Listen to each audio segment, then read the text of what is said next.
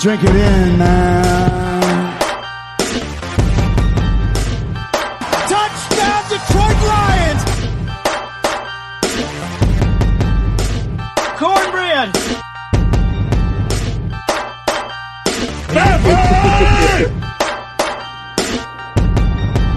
Drink it in, man. Detroit Koolaid, what's going on, everybody? We are back. I got Griff here with me. Griff, what's going on? Not much, man. Just happy football's back and actually seeing a real game. Yes, sir, man. We had Lions football last Friday, and, man, all I could think of was that's a Rod Allen sound clip right off the get-go for you, Griff, and that's the last bit of baseball talk or any type of baseball, anything that will be on this podcast. We got to get Rod Allen when we can. You no realize, doubt about it. You realized everybody just stopped listening to us because you played Rod Allen, correct? Oh, no way, man. Here's another one for you. Everybody was saying woo-wee when they were thinking about Lions football and us talking the first preseason game, Grifka. We got to stay up until 10:30 and watch them start playing football. It was like 1 a.m. when it was halftime. Incredible. So they are playing games. We'll get to that here in a bit, but we're going to start off here with a little bit of news and notes. So the first thing I got here, again, we don't mess around on the Koolaid Cast. We get right into football, which we know you guys love, so we're just going to get right to it. Grifka, Graham Glasgow going down with an injury yesterday. Thought they might have to shake up that offensive line, but we did hear he's back today. Any thoughts on that, or were you worried at all when you heard about our center going down? Well, when I read that he was injured and you walked gingerly off the field and right to the locker room for treatment, I was a little worried. I mean, because I know we've had this discussion before how I feel about using a rookie center, protecting our main investment. But then I heard that he was back today, and I know they did, use Ragnow some at center, just probably once again to make sure if he's needed there, he can handle the position, even if they're looking to use Wesley Johnson or not. So I wasn't too worried about it because it didn't sound like that he was done for an extended period amount of time, not one of those Taylor Decker injuries or anything like that. But it was nice to see that he did make it back to practice today. Yeah, man, like sometimes you can't tell when you get these reports, he went down, he walked off under his own power if it's bad, but it was really nice to hear he was back. He was in pads. They said he didn't do too much. And I like what you said, too, about they were able to give Glasgow a little bit of work. Not Glasgow, Ragnow in the middle there, which was really nice. So anytime they can put these guys in different positions, interchange them a little bit, maybe even take a little weight off Graham Glasgow for a day or so, that can only help the rookie. So I felt good about that. Another thing I had on my list, Griff, because it feels like the last couple of years, like Bobby Quinn's just been turning over this roster left and right every day, bringing in tryout players, looking at people. I know it's camp where we still got 90 guys out there, but it doesn't seem like we've been doing too many visits, bringing people in. Do you like that? Do you not like that? What are you thinking about the activity level from the front office and with the head coach? Is that a good thing that they're not bringing people in because they like who they have, or are we kind of not kicking every tire out there? What do you think? I think Bobby Quinn's got to the point where a lot of the team, he likes what he has. So you're right. He's not having to bring in all these guys, playing in like all these independent leagues or guys just out working out, rookie free agents, guys that have, been around the block, just old retreads. I like that they're not doing that. They're giving these guys a look.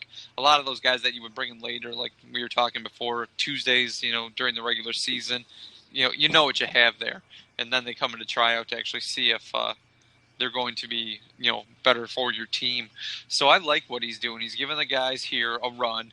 And, you're right. It's 90 guys, and they keep, 55 and X amount, was it 50 dressed during the year or however many? So, still a lot of guys are going to get cut.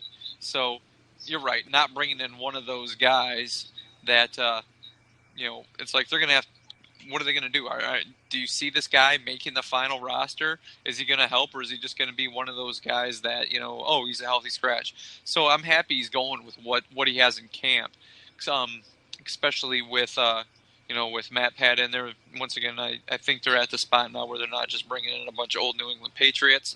This guy used to be on the on the special teams, and he was their fourth, cornerback. So we're going to bring this guy in and give him a try. Or this guy was on the scout team for 2 years.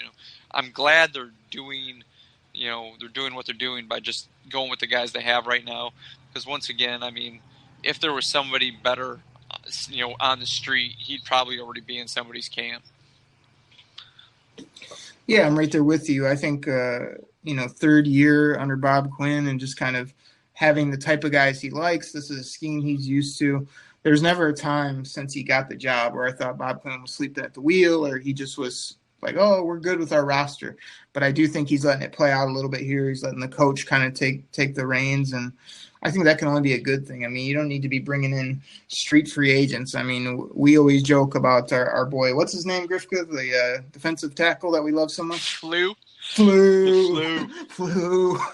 would bring him in every other day, and it's like him and Joik and Tion, and it's like these guys that we just had in the revolving door coming in and out because not only because our talent wasn't good enough, but we were always getting hurt. I feel like the injuries haven't been bad, knock on wood yet, which is a good thing. So we definitely don't need to be bringing in players left and right, but that means that our current players are either performing or are healthy, which is nice. And I think that come the season, like you said, every Tuesday, Bobby Quinn will be bringing in people looking for upgrades. But if our guys that are here can do it, all the better. So I feel good about that as well. So Grifka, the New York Giants are in this week. Our last kind of news and notes, just talking a little bit about these joint practices in Allen Park, kind of what we've heard, what we haven't. First thing I want to throw at you is you hear this back and forth about Big A-Sean getting dropped down to the second team. We'll get to him in the first preseason game here in a minute, but I guess didn't come out very well for him, and he's getting shifted around and moving some defensive linemen around up and down on the depth chart. What do you think? I'm slightly disappointed. I mean, obviously the coaches feel there's other people behind them that need to jump him that they would they feel would be better on the team, better running with the first team. A little disappointed that he got dropped down. To be honest with you, I was hoping for big things out of this guy in his second year. And once again, I know he was a stud out of the University of Alabama, and he had a decent rookie year. Wasn't anything superstar-ish or anything. So I was expecting them to make a big jump this year, but here he got bumped down to the second team. I don't know if that's just used as a motivator, or maybe he thought he was just already entrenched, and like, oh, okay, I'm going to be the starter. So he felt that maybe he could, I'm not say slack off, but maybe not work as hard and maybe pull back the reins a little bit. But maybe this will jumpstart him, become a little more, try to be a little more dominant, work a little harder, get back on that first team. Because one thing, once again, we don't want to miss on one of our early draft picks that are stuck behind other people, or just that rotational guy, like when the rubber meets the road, late in the fourth quarter when you need a stop. It's like the guy's supposed to be a young stud, and he's like standing on the sideline for some journeyman guy because he didn't work as hard. So yeah, I wasn't too pleased with that. Yeah, I can see you not being pleased, but I'm actually kind of, I don't want to say excited about it, but I'm cool with it because I feel like if he's not performing, or if the coaches don't feel like he had a good game, the only way to show these players that they're not performing and they need more from them is either bump them down the depth chart, take away some of their money, or lose games, suspension or all types of things. So obviously we're not there with A-Sean, but I always felt like Jim Caldwell would say, oh, it's a meritocracy, the best guys will play. But I didn't feel like that. I felt like most of the time it was the same old guys rolling out there no matter what they did. So, I mean, I like A-Sean overall, and I think he's got some unique traits. But here's my thing with him. He's been here a few years now, and, like, I don't know what he is. Like, in the draft, he dropped, which nobody really ever explained. And then he got here. It's like, oh, this guy's a man-child. He was, he looks like he's 40. It's like, yeah, but is he rush the passer? Does he stop the run? What does he do? And he's always just kind of been there. He's only had a few flashes in games that were really exciting, and everybody keeps saying, well, this will be the year. This will when he'll be good. So I don't know, man. It's year 3, I think. I don't even know what we have in this player. And, I mean, I like his size and athleticism, but, hey, if Matt Pat's not happy with him and needs him as a second-string rotational guy, I'm fine with it, not as worried about the draft placement as much as put the best people out there that'll make plays. So hopefully he'll rebound, and hopefully this will still be a good season for him. But hey, if you're not making plays, you get bumped down or you don't get snaps. That's how it happens. What else you hearing with the camp and everything that's going on? Biggest thing was that reading something along the lines of that, our middle linebacker, our young middle linebacker, is not having that great a year or that great a camp. That worries me a little bit. Once again, between first and second year, hoping for a big jump. I don't think he played very well against Oakland. I mean, we can talk about that later. And just reading what's happening, in the joint practices with the Giants, he's not looking too good either. So to be honest with you, once again, that really worries me. He's supposed to be like the leader of that defense, the guy, making all the calls, putting everybody in the right positions. Yeah, he's young, and once again, I know I've used this term before, but either you might be a little paralysis by analysis, that he's just missing things because he's not wanting to make mistakes, and that's it worries me though that he's not where he should be, and maybe that's what the coaches feel. But I mean, who else is going to play middle linebacker for? So it might be one of those things that I don't want to say you got to throw him out there, you got to let him learn under fire. So. That's I've heard that, and I'm not. It's just that it's a big thing that worries me. All right. So for everybody out there listening, Griff was talking about Jared Davis in the middle. I know he didn't name him by name there, but Jared Davis, man, he's our middle linebacker. He's like the leader and the captain of this defense. I know I sent Griffka and a few other buddies an article where a reporter that I like a lot he pretty much tore up Jared Davis. Said he had a terrible practice. He couldn't cover anybody. He was just couldn't even keep up with, the Zach Zenners of the world on routes and whatnot. And, to me, it's another guy I'm stuck on. When I see Jared Davis in his uniform and I read these articles about how he tries so hard and all he loves is football and he's fast and physical, I get super excited. But there's been too many reports coming out and too many game films coming out where it's man, this guy does struggle in coverage. Everybody knows that. He is having some other issues in practice and in these games.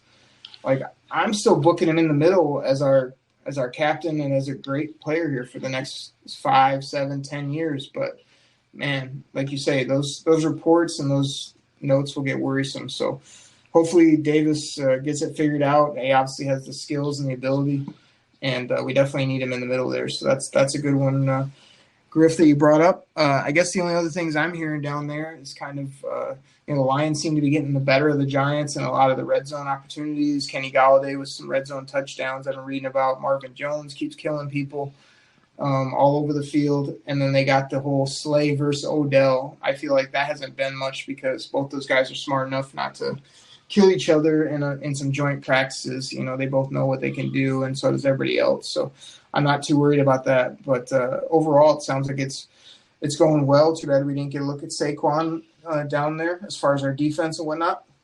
And some good reports about Ziggy I heard today. Ziggy, I guess, was having a couple real good practices. They even moved him inside, kind of like an inside rusher, and he was tearing people up. So I love hearing that because we sure are paying him enough where he should be doing that.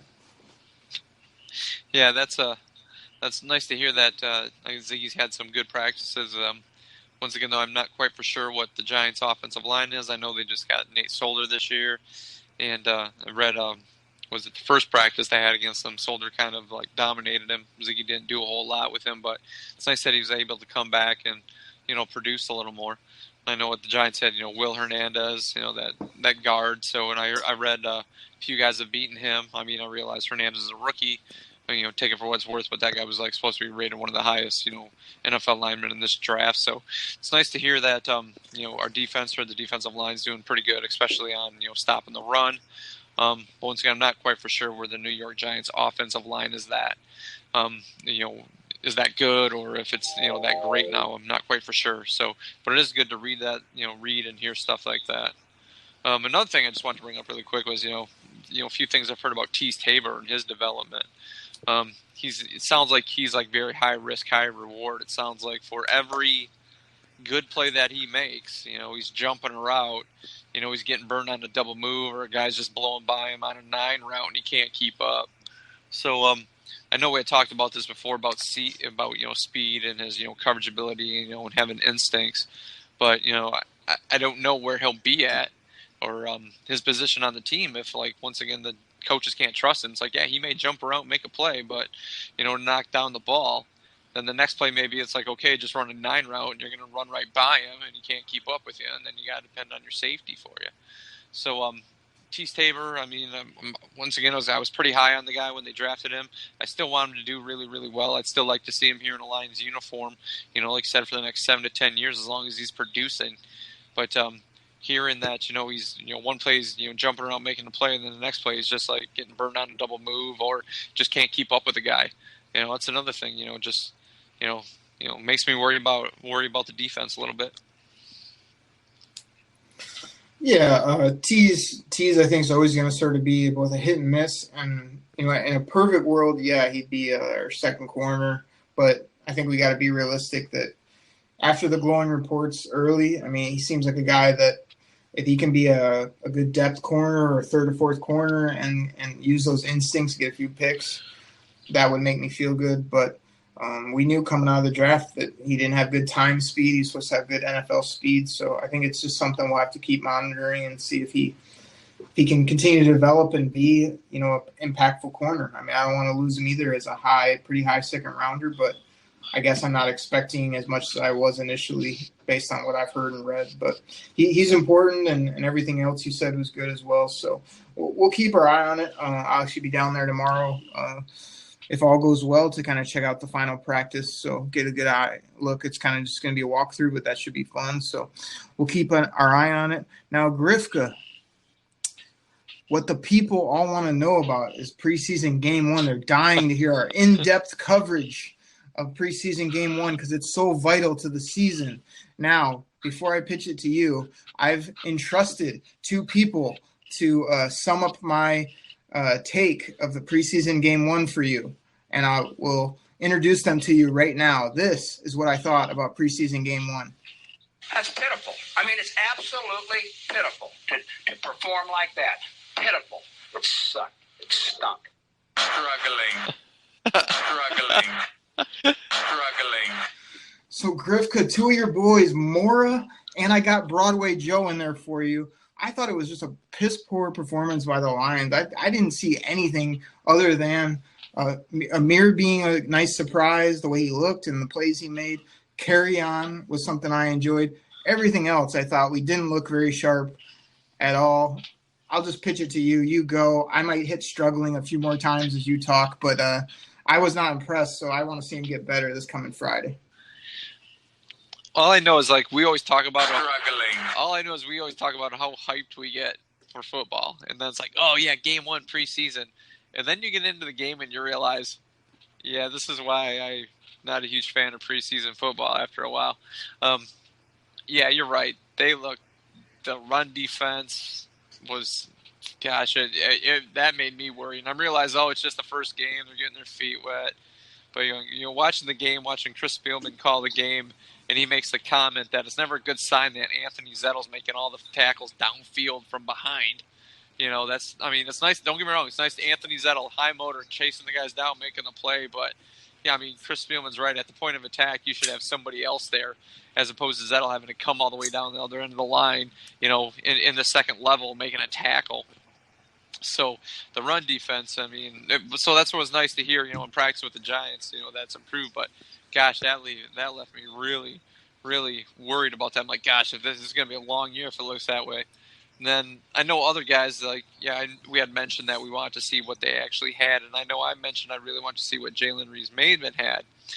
And that guy, I realized he was fast, and maybe it was just Oakland, using the schemes to get guys open. But, a point where Jalen Reeves-Maven's, covered, Martavius Bryant, on a crossing route, and Bryant just, runs right by him. It's just like that. Either that's, coaching, the scheme needs to be cleaned up, but there was a couple times he did that.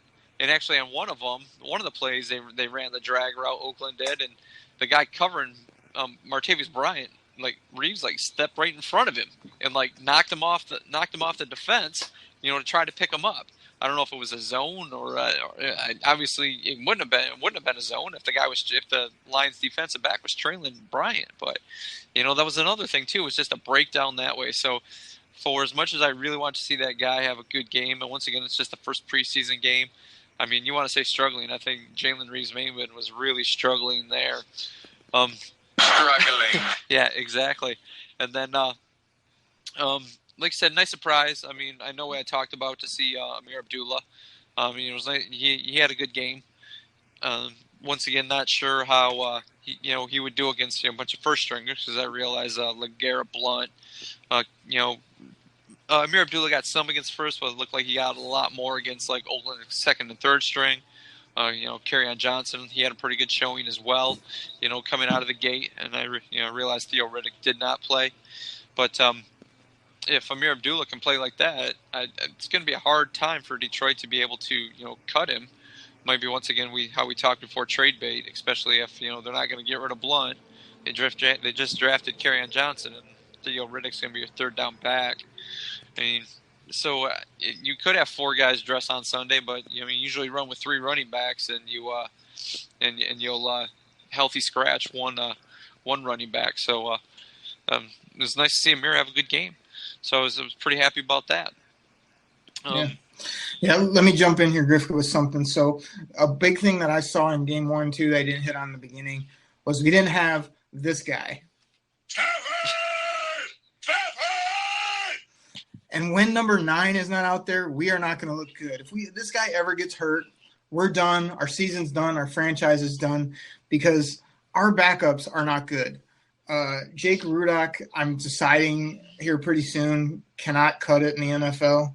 He's probably great in the film room. He probably tries really hard, but I'm getting to the point where I'm done with him. I don't know that we can get anybody better at this point, but I think you got to look to upgrade. And then even if Matt Castle can beat out Jake Rudock, like, to me, who cares? Like, Matt Castle's terrible too. Like, he's not going to win you any games if he has to come in and play for this team. So I understand why they sat Stafford and played these two backups, because, like I said, you don't want 9 getting hurt, and he doesn't need to prove anything. But that was another thing that jumped out to me. The minute those two got out there, we were just abysmal on offense from the get-go, other than handing it off.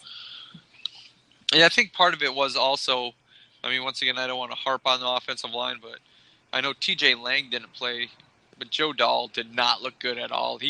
One of them, Spielman's like, oh, he blocked it pretty well, but, the ex-defender, whoever the defender was, just made a good play. And if you're good, you're not going to let, that defender make that play no matter how well you blocked it. Or there was a couple other plays he just did not look good at all. So I know we talked about Joe Dahl on prior podcasts, if he's going to make the team or not. But he's running with the first string right now, and if it ends up where he actually has to play, that's going to be a big hole in that offensive line. So, Grifka, I've got intel on Bob Quinn, his thoughts on Joe Dahl, courtesy of Pac-Man Jones. It was a bad decision. Period, point blank. It was one of the dumbest decisions I ever made. It was one of the dumbest decisions I ever made. Joe Dahl, I tried to stick up for you. I'm done with him too. He's a turnstile. Get out of here. Yeah, he definitely looked like that against Oakland. I once again realized it's the first game. Maybe he'll, be a little better. But I've read a couple things even against the Giants. Running with the first string, Joe Dahl's looking completely pedestrian. Yeah, he's done. So I agree with you. There were some offensive linemen sitting out, but still just was not good up front, both offensive line and defensive line. We already talked about the linebackers not looking good. I saw a few flashes from Tracy Walker. I have him here on my list that number 47 seemed to be flying around and hitting people, but I still don't know what his role is or if he'll even see the field on Sundays. But I was a little encouraged by his physicality. I still haven't seen him cover or make any plays from that perspective. But Amir Abdullah looked good. Could he be trade bait? Could he not be? We'll see. I think I'm sitting with Amir saying, hey, unless somebody offers me a 4th rounder, I'll just hang on to Amir as a good running back depth. Like you said, you broke it down already. Like, would he play? I would think he would play between him, Theo, Blunt, and Kerryon. I even saw Kerryon on special teams a little bit, so I'm sure they could sort of figure out how to make that work. But I'm just here hanging on to Amir unless somebody gives me a fourth or higher for him and makes me a deal I can't refuse if a player's involved. But Kerryon Johnson, Griff, but talk about him for a minute because to me, he looked like everything you look for in an every down NFL prototype back when I saw him in the uniform, when I saw him touch it, when I saw him catch it out of the backfield. Like, man, he looked sharp to me. Yeah, he did. He looked like he had a good game. That'd be a nice, opener for him. Once again, he was doing that against probably a lot of second and third stringers. Didn't get too many runs with the first team, so I hope when Pat wants to give him some carries with the first stringers to see what he can actually do against a little tougher, stiffer competition.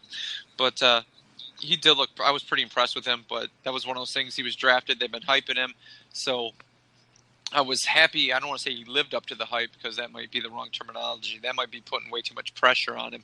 But what they were expecting him to do, he did it. So I was very happy with that. It looks like he didn't shy away from any runs, hit the hole pretty hard, pretty quick steps, everything like that. So I was pretty happy with how he played. But I would like dude had burst, man. He like so when he saw that hole, he went and he could. I like the way he caught the football too. Like he did that a bit in college, but I thought he looked really fluid out there in those routes. And then one of my buddies was like, "Does Amir look different to you?" And like to me, Amir looked like the same player. He's just doing all those juke and jive. He gets real low. He's got the powerful lower base. So I thought he looked the same. I just thought he got a little bit more room to run.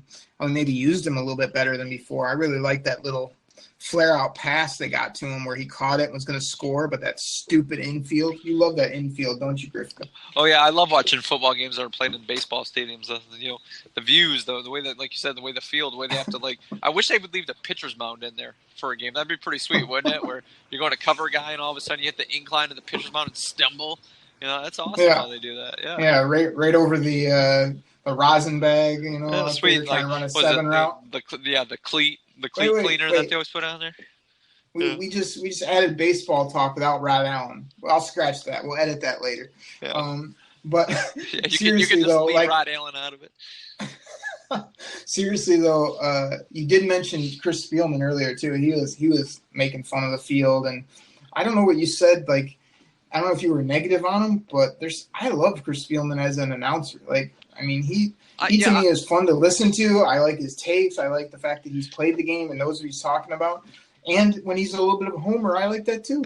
Yeah, I love listening to Chris Spielman call a game. He, especially the Lions games, you can tell he's one of those guys that he's called like, he'll call the Lions game, he'll say how he played for him. But he's different when he calls other games. Like if he's not one of those announcers like when he's calling a game and be like, when I played for Detroit, or like it's just I'm glad he doesn't do that. I mean, we've heard other announcers do that, but I love listening to Chris Spielman call a game because he is very knowledgeable, and especially when he calls a Lions game, he'll call him out. If like a guy did something bad or terrible, he'll call him out. He won't try to sugarcoat it, and that's what I really like about him. You get a lot of those homer announcers. And no matter what a guy does wrong, it's just like, oh, the sun was in his eyes. He must have hit a rock, or something like that. It's always something why that happened. Where Chris Spielman will be like, can't do that. That's not good. That doesn't help. Doesn't help us at all. You got to improve on that. Your technique is bad. Look at your technique there. It's almost like that. He's watching film, and he's telling you this is what needs to improve on it. So he's like calling out those guys. And so yeah, I love listening to Chris Spielman call a game. I was just mentioning how he was saying how Joe Dahl was like blocked to play good, but the guy still got the sack. And a credit to that is to the guy making the play because the other guy just made a play. But I mean, if you're blocking it that well, Chris, I mean the guy's not going to make a sack. That's one of my things that I questioned right there is what it was. But yeah, I love listening to Chris Spielman call games. Yeah, he does great. Like you said, it's not about him, but I really love when he starts breaking down the linebackers, the keys they need to be looking for.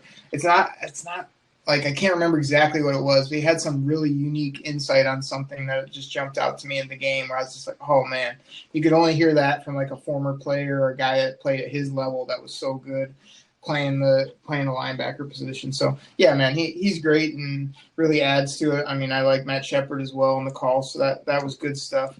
Nothing else, Griff, jumps out to me of even worthy of talking about. Like, I mean, I didn't see any players from my receivers. I saw Golden Tate catch a ball and almost get his knees taken out.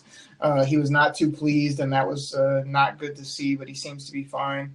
Marvin Jones didn't make any plays. My boy Kenny Galladay had a couple drops, but it was weird. Like, even though he dropped the ball, which is terrible, like, the fact that he got open and the way that he dropped it still made me think this guy can be a freaking monster this year. So I wasn't too upset, but I was like, man, make that play. But, maybe people will keep sleeping on him if he doesn't. But other than that, man, I can't think of any defensive plays that wowed me, anything that looked really good. I mean, like I say, that one drive with the Amir touchdown, the big run by Carrion, and terrible defense and terrible quarterbacking is what I remember. I mean, the terrible defense, maybe it's just they're learning the new scheme, and I realize Marshawn Lynch had that one touchdown called back because of a hold, and to be honest with you, it didn't even look like that, great of hold. I mean, that was really ticky-tack if it was, but I believe that was he ran right by, like, Tavon Wilson. Tavon Wilson was, like, totally out of the play.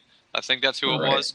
And that was just like, oh, gosh. And, don't get me wrong, if that happens in the regular season, they call it back for a hold, I'm jumping for joy. But, something like that, like I said, I don't know if it was because of the new scheme or they're just, it was just, a misread or it was just miscommunication, between, the back end. But that play looked really bad. The size of the hole that Marshawn Lynch ran through, and then Tavon Wilson, like, running at him and then realized, oops, he's by me. And by the time he got adjusted, Marshawn Lynch was 10 yards beyond him already. So that play really stuck out. Hate to call you out, Glover Quinn, because you're my guy. Looked like he was in quicksand trying to catch Marshawn. That was not good. I know he probably didn't have the perfect angle or he was a little ahead of him, but he sure didn't catch up any ground on good old, what's Marshawn, like 34 years old, 32, something like that? Yeah, I think after that, Marshawn, back to the sideline, actually grabbed like one of those little carts that you see at Walmart, to go back to the sideline because, he's going to be part of AARP after this year. Yeah. But that's what I'm saying. He's that, but he made Glover Quinn look like a tortoise. He totally left him in the dust there. I mean, GQ is great playing the ball, but those legs might not be what they used to be. Or he just said, screw it, it's preseason game 1 and put it in gear 3 instead of gear 1. Yeah, I don't want to hurt my hamstrings. You run for a meaningless touchdown. Yeah, exactly. But, it was good that one didn't count too. But like you say, wins and losses don't matter. But the way they looked, I was really not very excited. Nobody jumped off. Like even the rookies, even the non-drafted guys that we're going to keep an eye on, like nobody jumped off and excited me. It was just kind of like a ho-hum kind of game and get out of there. Just no injuries, which was important. No big injuries. So I was happy about that. Excuse me. Yeah, I'll start to worry more. I know it's just we always you tend to put a lot of stock in the preseason, but I know game 3 is always that benchmark for it's supposed to be the dress rehearsal. So if they look that bad come week 3, even if like the offense isn't moving because Stafford's going to play, then I'll start to worry a little more. But as it is right now, it's just it's preseason. Your guys were out there for a couple series and then you moved on. You're trying to get some those 90 guys into the game, to like I said, make it out without any substantial injuries. So I was fine with where it was at. Like you said, a few guys made plays that we were looking for, but a few guys we were really looking for to maybe take a step forward this year and didn't have such great games. So hopefully game 2 against the Giants at home they come out and look a little better. Yeah, definitely. So I think me and Griff could definitely agree that the Lions for the first preseason game, as excited as we definitely agree that they were struggling. But we have faith in Pat that he'll get it together and that we'll get going. So no worries there. So Detroit Koolaid, everybody, we're going to cut it off there. We are going to start coming to you with some more episodes here and there. We're still trying to work out a schedule, so just keep your lookout on your podcast app or wherever you download the show, and we're coming to you with more. So we'll be doing a preview of the next game against the Giants coming up. We'll have some other news and notes, so keep it right here on the Detroit Koolaid Cast, everybody. We'll check you later. We're out. Pack the bag, start the plane. This game is over. It is over. What a comeback by the Lions. Drink it in, man.